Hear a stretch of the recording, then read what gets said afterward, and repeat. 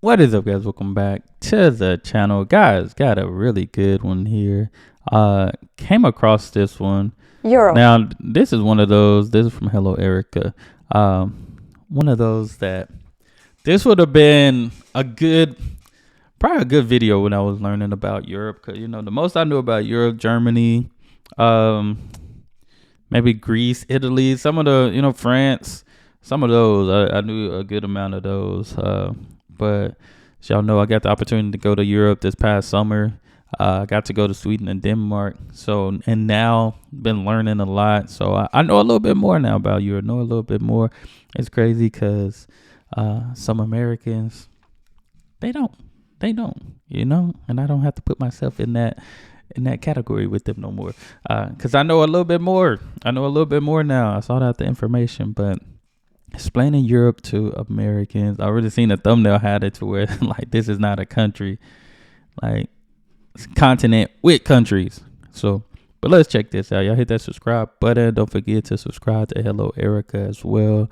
Link will be in the description. The land of weird European movies, the metric system, the relaxed laws of underage drinking, and the starter of both world wars. Lately, I've been seeing a lot of information about Europe, and it's been a bit misguided. So here, I present to you a little crash course about this TV part of the world. So let's start off with geography. Unfortunately, or fortunately, Europe does not look like this. It looks like this. Yeah. Europe has over 40 countries, so it's much more than just France, Germany, and Italy. And saying you visited Europe... That's crazy because I'm telling you, that's all I knew. And pretty much because of movies. Germany, Dirk Nowitzki, come on now. I knew what German was when I was younger just because of Dirk. Being around sports, hearing it talked about. That's the only way. That's the only way I knew Germany. Is a before very broad I figured out the history. This part of Europe is very different from this part of Europe. The biggest country in Europe is Russia. And the smallest country in Europe is the Vatican City, which is basically a giant building with a giant park. Europe can be divided depending on how you look at it. It can be divided politically, geographically, or historically. For example, here, the east from the west, and here, the red from the green from the turquoise, or potato-tomato regions. So let's look at the general way of how Europe can be divided. Definitely a lot of potato. Firstly on the list is, of course, Western Europe. These are the countries that people want to move in, live in, and be born in. They are economically better off, and they have a lot of work opportunities. These countries include Germany, France, Austria, Belgium, and if you don't count the British Islands as their separate thing, then they also are in the west of Europe. Next up we have Northern Europe. A lot of these countries are doing great, or even they're better off in terms of quality of life. Except for Sweden, it's having a rough patch with crimes, apparently. But they're pretty cold, and in the winter it gets really dark, so... I went, it was probably a week before midsummer. And the weather, it was kind of a little bit of both. I got hit with a little cold, not too cold. I didn't get hit with snow or nothing. Still in the summer, that would be crazy, but it was cold. It was different from Texas for sure. Not only are they cold when it comes to weather, but also when it comes to their friendliness scale. They're usually considered a bit more unfriendly or reserved. These countries are also referred to as Nordic or Scandinavian countries. They have a lot of Viking heritage and they like to fish. They have a lot of fish and water around them. Moving on to Southern Europe. These are the countries that people like to visit on vacation. They're warm, maybe too warm for some people, and by some people I mean me. They have great food and wine, they're pretty friendly, and some of them like to take naps in the middle of the day, which sounds like a dream. But their economy is not doing that great. And if you're wondering why is this section a darker orange, well, I'll get to that in a bit. And now we have Eastern Europe. Well, the problem with Eastern Europe is that nobody wants to be called Eastern Europe. This division is based on the time when the Fire Nation attacked. So a lot of these countries were... She said the Fire Nation, ain't that Avatar? Since East of Europe is not the best area to be associated with, countries like to identify themselves with other names. For example, Romania, Croatia likes to be called the Balkans. Estonia, Latvia, and Lithuania are the Baltics. But to be honest, they're quite high up geographically, so maybe they could be considered even Northern Europe. Poland, Czech Republic, and Slovakia likes to be called the Central Europe. And now we're left with countries that are not doing that great for multiple reasons. And I would say maybe they would rather be called Slavic countries rather than Eastern Europe. So nobody You wants can to be both, Eastern. But one of them sounds a bit more cool than the other one. So if you agree with the concept of Central Europe, then scratch whatever I said before about Europe looking like this. Now Europe looks like this. And I have to say, I have nothing against being called Central Europe or... I can't remember. I done something a long time ago because I kind of got into... I love Lithuania. I was actually on the Lithuanian news during Eurovision, actually. But I love Lithuania. Done a lot of Poland. Done a little bit of Estonia. But I forgot if there was a type of issue thing when it came to being called Central or Eastern. I can't remember. The existence of Central I know Europe, the Balkans. I think it's just funny how nobody wants to be called Eastern European. So then lastly, we have Central Europe. Basically all the German-speaking countries and more. These countries are located in the core economic region of Europe. They have stable governments and relatively high quality of life. And these countries also love beer. And they like to fight on who drinks the most beer. This is an interesting correlation I found. Like Not Czech that it's Republic related to is number geography, one. but it's an interesting fact. With all that said, the number one thing you should remember is that Europe is not a country. It is a continent that has a lot of countries. And if you know where the capital of Paris, Berlin, and London is, you're doing a good job and you should pat yourself on the shoulder. I know And a I little bit definitely more don't now. expect you to know where Malta is, which is right here, and it's very Malta. small. I don't even expect people from What's the Malta flag? It's like a reddish white, it has like a little cross on it, I think. France to know the capital of Latvia. So if you know a little bit about this place, Yeah, I don't know the capital it's of Latvia. already pretty good. I think one of the most important things is just not to make assumptions. For example, calling Lithuania basically Russia is very disrespectful. Ooh, Or who did Ireland that? is the same as UK. Not a good thing to do. So maybe open a map before opening your mouth. Just a friendly suggestion. And also maybe it's helpful to know the difference between Europe and European Union, which I'll cover that. That's in a another bit. thing. And I now had we to can learn the move on European to Union. History. Well, Europeans have a lot of beef with each other. UK Not the European and beef. Ireland, Romania and Hungary, Portugal and Spain, and Russia with basically everybody in the world. And it's all because of history. Europe has a lot of it. There were a lot of agreements, disagreements, and wars over land in the past and also now. Some stuff is serious and some stuff ended up countries just making fun of each other. For example, Austria making fun of Germany, France and the Netherlands making fun of Belgium, or the whole Scandinavian area Nordic making fun of the countries. Danes because of their weird sounding language. Because of history, we have cities like this that were weirdly divided. Yeah, I got this. I think I've done a video with the Netherlands and Belgium. That's pretty interesting, though. That would be cool to see in person. I plan on going to the Netherlands too, but no, that's crazy because I think that's somewhere here in Texas, McKinney, and I want to say either Plano or Frisco. It's the same. My mom worked in a company. In the front of the building was like McKinney, but in the back it was literally Plano. It was kind of like the same thing. But that's different because you touch it from country to country to country. That was city to city, but kind of relate in a way. I'm trying to explain it, but that's cool. Country to country and between front of this Netherlands is Belgium, and back of this Belgium. Netherlands. They even have houses that are divided into two. So pretty strange. What if it was a and we hospital? also have a city like this in the Baltics between Estonia and Latvia.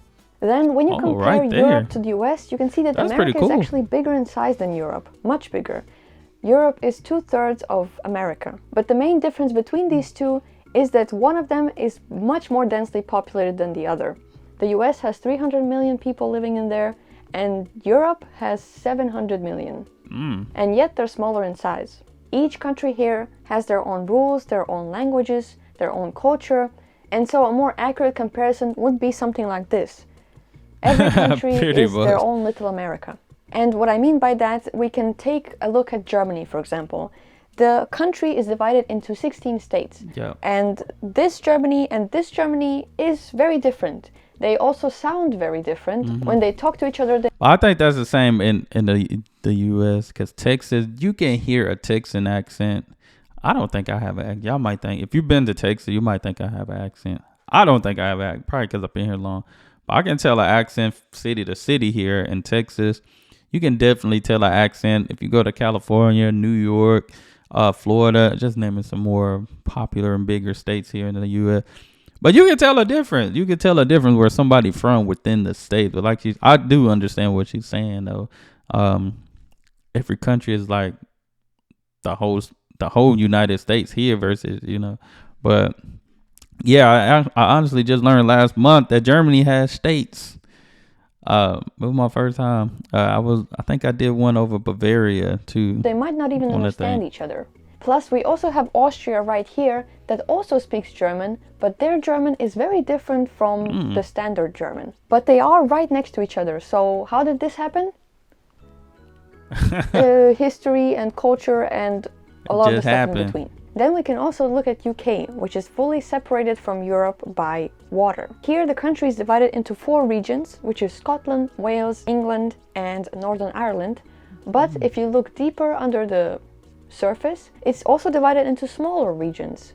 And if you try harder, you can also divide it into just towns, cities and villages. The UK is an interesting example of how the language and the culture developed a little bit differently, even though they're right next to each other and the country is quite small. Here, people can recognize your status or class based on where you grew up in, which is... Based on your accent? A thing, I suppose. Now, let's talk about the economical state of Europe. Firstly, let's cover what is the EU, or European Union, as they say. It is an international organization comprising of 27 countries that govern common social, economic and security policies. EU is in Europe, but the whole Europe is not in the EU. Just like a square is a rectangle, but a rectangle is not a square.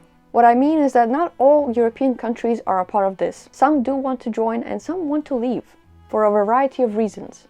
From my understanding, this is the EU flag, not the Europe flag, but we do use it as a Europe flag to represent the unity of Europe. Hang on, when I put in Europe flag, that do pop up when I do put the Europe flag in Google, at least. Which is a little bit confusing, but Google not too accurate these days. The nice part about the EU is that a lot of European countries share the same currency, which is the euro currency. Not all of them use euros, but many do. These countries like to stick to their currencies. So if you try and buy some groceries with your American dollars, you will most likely be rejected. Unless you're in an airport or some kind of tourist hotspot, then it will not go that well. I mean, would you sell me a sandwich if I say I have 200,000 Animal Crossing bells? Probably not. And if you said yes, I'm not sure about your business practices. The great thing when I did go to Europe, everything, they had like Apple Pay or Apple Pay everything really. So I could use my credit card, debit card, whatever. No problem at all. So I have heard that there are some places that don't take card, that just took cash. But I didn't run into those problems, so thankful for that. But it was easy to get around, buy things, do this, do that. It was at first, I ain't gonna lie, I was just nervous at first, I ain't gonna lie. But throughout, it became very easy. I got comfortable and accustomed to being there. So 20 EU countries use euros, but in total it's 27 because some countries decided to make it their currency unofficially. But not all EU countries switched to euro, and some of them still stayed with their old currency. So if you're traveling to those countries, check ahead what kind of money do they use. And ignore UK because I forgot they decided to leave or they already left. So they're just doing their own thing. But many countries over the years did switch to using euros, which is very convenient when you travel. But as a Latvian, I remember having lats and being very sad that we're going to switch to euros now. The only reason I didn't want it to happen because I really like this coin and, nostalgia reasons and cultural reasons. But now I don't have to exchange my currency or try and always calculate in my mind how much is this in lats or how much is this in euros. So, overall, a good thing? I think. Huh? You can let me know if you Not have bad. an opinion about this. Now, the last thing on our list is culture. America is not Europe, and Europe is not America. We run things differently around here. Like, for example, it's very rare to find a building that has central AC. Most of us just have a big heat wave in the middle of the summer and we suffer for 2 Ooh. weeks and then it's all good. But the normal AC is a bit more common in 2 Southern Europe, weeks? but not everywhere. In some ways, we're not that different from you. And maybe we're not even better than you, but we certainly think we are. I mean, we also have McDonald's, and we do like our Plenty of convenient McDonald's. cars, but we're not that obsessed with it. And our cities don't look like the medieval times. I mean, some do, but we certainly stopped throwing trash out of the windows and burning witches. Man, just being in Sweden and Denmark, of course, I walked everywhere. I could walk everywhere. No need for a car. Even like some of the cars that people were like, having a car, it wasn't necessary. It wasn't necessary at all. Like, I could walk 50 minutes to go somewhere and not have a problem doing it. Not have to worry about if I'm going to get hit. Good traffic, like people obey the traffic system very I wouldn't say perfectly, but very good there. Like, didn't have no worries if somebody was going to run a red light or nothing. Like, really, it was definitely pedestrian first, cars second type of thing. I know here it's cars first, pedestrian second, because people wouldn't be in they'd be in a rush here. But that's why I could say I was able to walk. When I got to Denmark, use the metro to get from here to there, like no problems at all. And it was just convenient. It was very convenient, very nice to be going far from where I stayed and just making it back home, no problem. Didn't have to hit traffic, worry about that. It was just consistent flow of things. As mentioned before, Europe has a lot of countries. So there's a lot of different cultures, foods, traditions, and preferences. And so I gathered some cultural things to generally know about Europe. The first thing on my list is that you're probably not Italian. If the only thing that makes you Italian is that you took an ancestry test that told you that your blood is 57% Italian, you're probably not Italian. It doesn't count if you have Italian ancestors from the 1800s that settled to America. Dang. If you didn't grow up in Italy, you don't have any Italian relatives like grandparents, parents, or aunts and uncles, and you don't know how to speak Italian, I'm sorry to say this, but you're not Italian. Being able to pronounce mozzarella correctly or having a family recipe of spaghetti and meatballs doesn't give you an Italian passport. Plus, spaghetti and meatballs is an Italian-American dish. They don't really eat that in Italy. Don't get me wrong, it's a nice fact and it's fun to know where your ancestors came from. I ate spaghetti last night. But it doesn't mean that you have the right to claim to be this nationality. Then, a lot of people here are bilingual, but that does not mean that they know English. Oftentimes in most schools you learn 3 languages. Your language, the neighboring country's language, and most likely English or whatever else you want to learn. But that does not mean everybody speaks English or want to speak English. So it's always nice to learn a little bit before you come here. Even just knowing how to say please and thank you is already something. Then thirdly, in Eastern Europe and in Northern Europe, people don't really like small talking with strangers. Plus, walking and smiling alone is considered weird. They probably will think you're crazy. People here are reserved and cold because it probably is cold most of the time, and they don't like to waste their energy on things that don't really matter. So if you see them smiling, it's most likely sincere. Then next we have Sundays. Some countries consider Sunday as a holy day, so a lot of shops and grocery stores are closed. Or they might not be open at their usual schedule. Germany and Poland are quite serious about it, so you'll just have to deal with it. Food is also a big part of our culture. So here is a subsection about food and restaurants. Well, first of all, let's talk about additives. The EU is cautious of what we put in our food. I've seen that As video. you can see, the fries from McDonald's. Here is a list of ingredients in the UK, which I think by that time was part of the EU. And here is a list of ingredients that they use in the US. Way more things that I don't know what they are. Don't get me wrong, we have many ingredients that start with the letter E and end with the number, but we are very selective of which ones we want to bring into our club. What I've learned from food theory is that EU takes the approach of... Now I ate at McDonald's when I was in Sweden. They're large. It was like equivalent to probably our small. Probably a little bigger, but a little bigger though. But the fries, I don't know. When I ate there, I didn't feel like sluggish or nothing like that. I was still able to walk like for hours. Like after eating a big meal, I was still able to walk for hours. I wasn't sleepy or nothing. Of course, tired just from walking a lot. But if I ate this large fry from McDonald's here in the U.S., though, I'll be Proven knocked innocent, out. meaning With if the the itis. additives are proven to not be harmful, then they're accepted into our food chain. Each country has their own specialties and traditional foods, so there's lots to experience and to try. So we'll probably find it a little bit weird if you stick to McDonald's and soup? Starbucks and Dunkin' that you can find back at home a 10-minute drive away from your house. But I do have to say, if you're Well, going your to these option. places to find something new, something that is not sold in your country, then I think it's fine. I've done it.